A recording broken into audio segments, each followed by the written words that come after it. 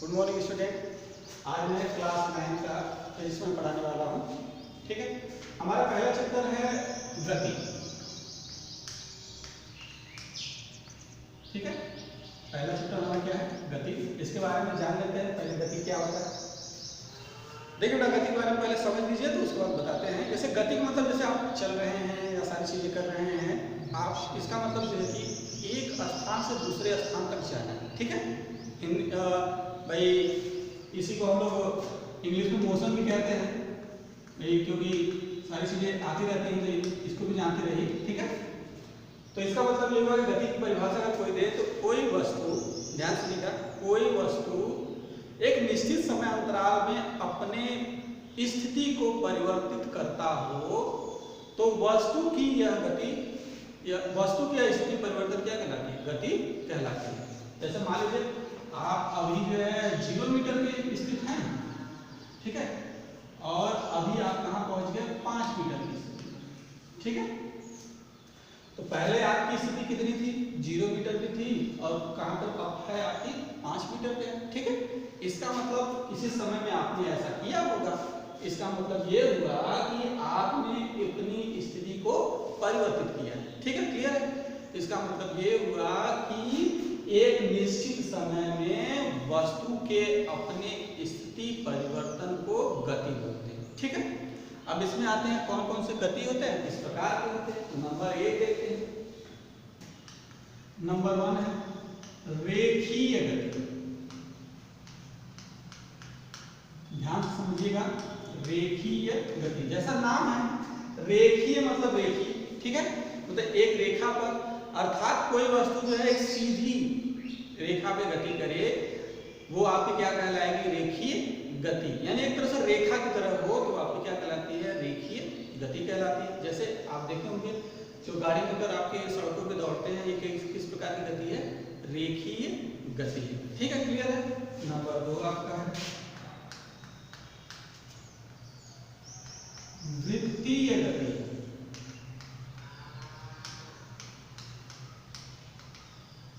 ठीक है, देखिए इसको इंग्लिश में हम लोग क्या कहते हैं? मैं लिख दे रहा हूं, लीनियर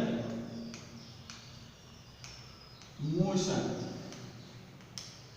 ठीक है, अब दूसरा वृत्तीय है तो सर्कुलर मोशन।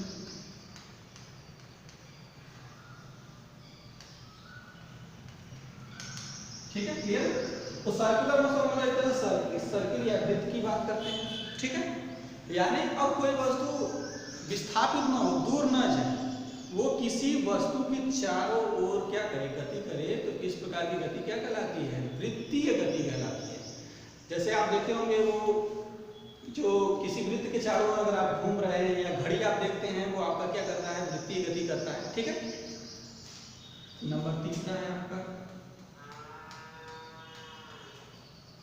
आवर्ती गति। आवर्ती गति। ठीक है, तो आवर्ती गति में क्या होता है? देख लीजिएगा, आवर्ती गति में बेटा ये चीज की जाती है कि जब कोई वस्तु एक साम्यावस्था, मतलब साम्यावस्था एक तरह से समझ लीजिए, इस तरह से ये साम्यावस्था है, और एक निश्चित समय में वो अपनी गति को बार बार क्या करता है? दोहराता है। इस तरह समझिए, मैं इसे फिगर द्वारा समझा रहा हूँ। देखिएगा, जैसे हम लोग कोई पेंडुलम ले लें, पेंडुलम मतलब किसी धागे में आप उसे बांध दीजिए, बांध कर उसे लटका दीजिए, और लटका कर जो है कि आप उसे क्या करें? यहाँ खींच कर इसे छोड़िए, तो किस तरह से गति करेगा? इस तरह से एक ही पथ पर बार बार क्या करेगा? गति करेगा। तो क्या कहलाएगा? आवर्ती गति। तो क्या परिभाषा होती है? मतलब जब कोई वस्तु किसी निश्चित पथ पर एक निश्चित समय अंतराल में अपनी गति को बार बार दोहराता है, इस प्रकार की गति क्या कहलाती है? आवर्ती गति कहलाती है। ठीक है, क्लियर?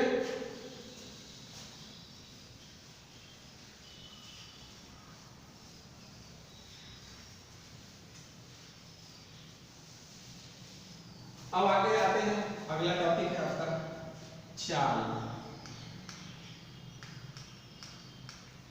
ठीक है, अभी हम लोगों ने गति की बात की है, अब चाल की बात करते हैं। तो गति में केवल इतना हो रहा कि वस्तु अपने स्थान से क्या हो रहा था, मतलब विस्थापित हो रहा था। ठीक है, तो चाल देखिए बेटा पहले समझ लीजिएगा परिभाषा। देखिए चाल एक होता है और एक वेग होता है, तो दोनों में अंतर होता है। ठीक है, तो चाल की परिभाषा में लिखेंगे एकांक समय में,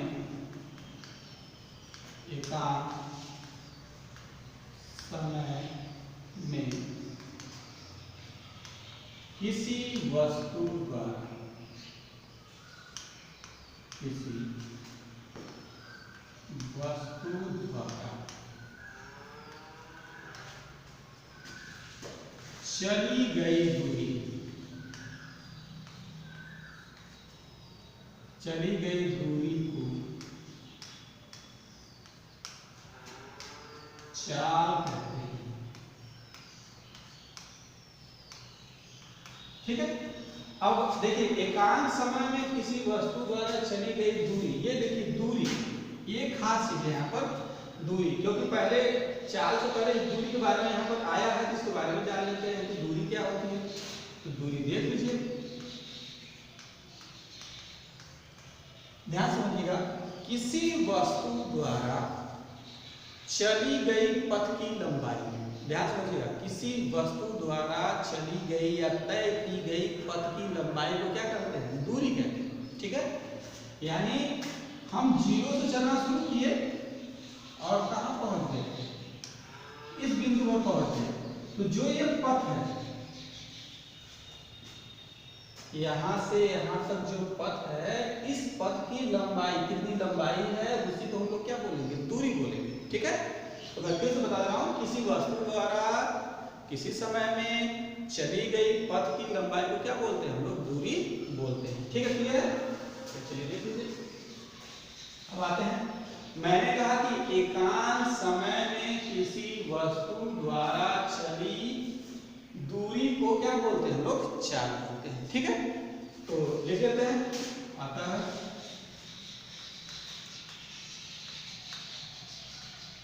चाल बराबर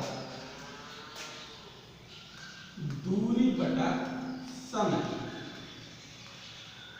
ठीक है, क्लियर है? चाल बराबर दूरी बटा समय। ठीक है, यह एक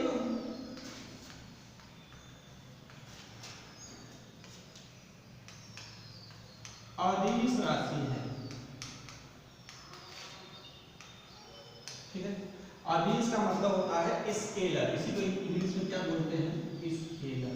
ठीक है, इसके बारे में बता देते हैं, क्योंकि दो चीजें अभी और आएंगी, पहले डेफिनेशन जान लेते हैं, इसके बाद जो है किसी को बताते हैं।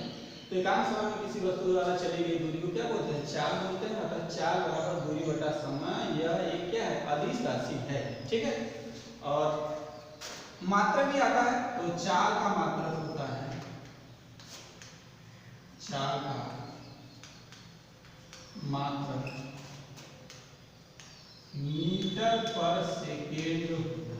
चलिए निकाल लेते हैं, कैसे निकलता भी है, याद रखने का सबसे अच्छा तरीका है। देखिए चाल का मात्रक निकालना चाहते हैं, जिस अनुपात में रहता है यही मात्रक कहलाता है। तो दूरी है, दूरी का मात्रक क्या होता है, मीटर होता है। ठीक है, और समय का मात्रक क्या होता है, सेकेंड होता है। ठीक, इसका मतलब है कि चाल का मात्रक क्या आ गया, मीटर पर सेकेंड। ये तो आपका एसआई पद्धति में मात्रक होता है। ठीक है, देखिए तीन प्रकार की हमारी पद्धतियां होती हैं।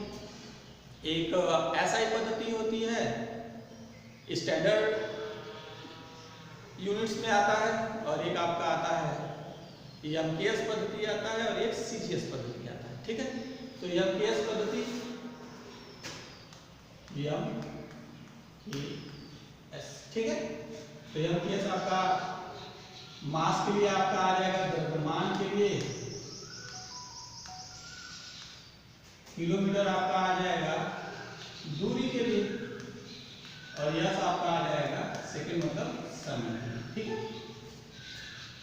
द्रव्यमान हो गया, दूरी हो गया, और ये आपका समय सेकंड के लिए हो गया। ठीक है, तो द्रव्यमान का मात्रक क्या होता है, केज, इसका मात्रक द्रव्यमान, दूरी का मात्रक क्या होता है, मीटर, और समय का मात्रक क्या होता है, सेकंड। ठीक है, क्लियर है? ये तीन चीजें हमारे पास होती है, केजी, मीटर और सेकंड। ये एमपीएस पद्धति में आता है। ठीक है, क्लियर है? एरेज कर दे रहा हूँ। एक टॉपिक हम लोग का आया है अदिश, तो इसको भी मैं देख रहा हूँ।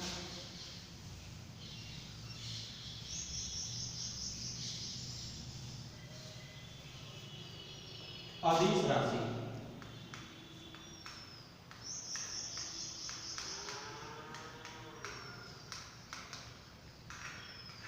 ठीक। वे भौतिक राशियां, ध्यान सुनिएगा, वे भौतिक राशियां जिनमें केवल परिमाण की आवश्यकता होती है उन्हें अदिश राशियां कहते हैं। ठीक है, फिर इससे सुन लीजिएगा, वे भौतिक राशियां जिनमें केवल परिमाण की आवश्यकता होती है उन्हें अदिश राशियां कहते हैं। ठीक है, तो परिमाण की बात क्या करते हैं समझ लीजिए। जैसे हम आपको कहें कि आपको यहाँ पर जाना है, ठीक है, तो हो सकता है कि आपको जाने के कई प्रकार के तरीके हैं। आप यहाँ से चलना शुरू किए, यहीं बीच में रुक गए, फिर उसके बाद जो कुछ समय इंतजार करने के बाद फिर यहाँ गए, यहाँ रुक गए, उसके बाद यहाँ पहुंचे। ठीक है, उसके बाद आप इधर से जाना चालू किए, फिर यहाँ रुके, ऐसे रुकते हुए यहाँ पहुंचे, फिर यहाँ से चलना चालू किए, बहुत जगह रुकते हुए, फिर यहाँ रुकते हुए कई बार यहाँ पहुंचे। ठीक है, तो इसका मतलब इससे उससे कोई लेना नहीं है, बीच में आप क्या करते हो वो समय उसमें ऐड होगा। ठीक है, और साथ ही साथ जो है कि ये पूरा है। अब हो सकता है कि आप यहीं रुककर 2 घंटे रुके या 1 घंटे रुके, फिर आप चलना शुरू करें। कोई दूसरा हो सकता है कि यहाँ केवल 1 ही घंटे रुके, फिर वो चलना शुरू कर दे। कोई दूसरा हो सकता है कि यहाँ रुके, यहाँ पहुंचे। ठीक है, इसका मतलब उसे इन सब से मतलब नहीं है, वो जब तक यहाँ ना पहुंचे तब तक अदिश राशि की हम बात नहीं कर सकते। इसका मतलब ये हुआ कि ये आप यहाँ से चलना शुरू किए और जहाँ पहुँचना है अगर वहाँ पहुँचे तभी से मतलब है। इसमें कोई दिशा की बात नहीं होती है, कोई दिशा से लेना देना नहीं होता है कि आप इधर से चले, आप इधर से चले, कोई मतलब नहीं होता है। बस आप जहाँ चले हैं और जहाँ जाना चाहते हैं, जब तक वहाँ नहीं पहुँचेंगे तब तक वो अदिश राशि की बात नहीं कर सकते। ठीक है, इसीलिए मैंने कहा कि वे भौतिक राशियाँ जिनमें केवल परिमाण की आवश्यकता होती है, दिशा की कोई आवश्यकता नहीं होती है, वे क्या कहलाती हैं? अदिश राशि कहलाती है। ठीक है, बस एक टॉपिक और है, उसे भी बता दे रहा हूँ। एक आता है इसमें सदिश राशि। ठीक है, तो सदिश राशि देख लीजिए, वे भौतिक राशियां जिनमें परिमाण के साथ साथ क्या आवश्यकता पड़ती है? दिशा की भी आवश्यकता पड़ती है, वे भौतिक राशियां क्या कहलाती है? सदिश राशियां कहलाती है। अब इसका मतलब ये हुआ कि सदिश राशियों में आपका जो है दिशा भी चाहिए। परिमाण जहाँ पहुँचना है तो वहाँ पहुँचना ही है, साथ ही साथ आपको दिशा भी चाहिए कि आप इसी दिशा में जा रहे हैं। ठीक है, जैसे आपका वेग ले लीजिए, ये आपकी सदिश राशि है। चाल आपकी क्या थी? अदिश राशि थी। ठीक है, संवेग ले लीजिए, ये आपकी सदिश राशि है। त्वरण ले लीजिए, ये आपकी सदिश राशि, और भी इत्यादि। ठीक है, यानी सदिश राशि ऐसी राशि है जिनमें परिमाण के साथ साथ दिशा की भी आवश्यकता होती है, वे क्या कहलाती है? सदिश राशियां कहलाती हैं। चलिए इसके आगे जो है कि अगले वीडियो में बताया जाएगा। बहुत बहुत धन्यवाद।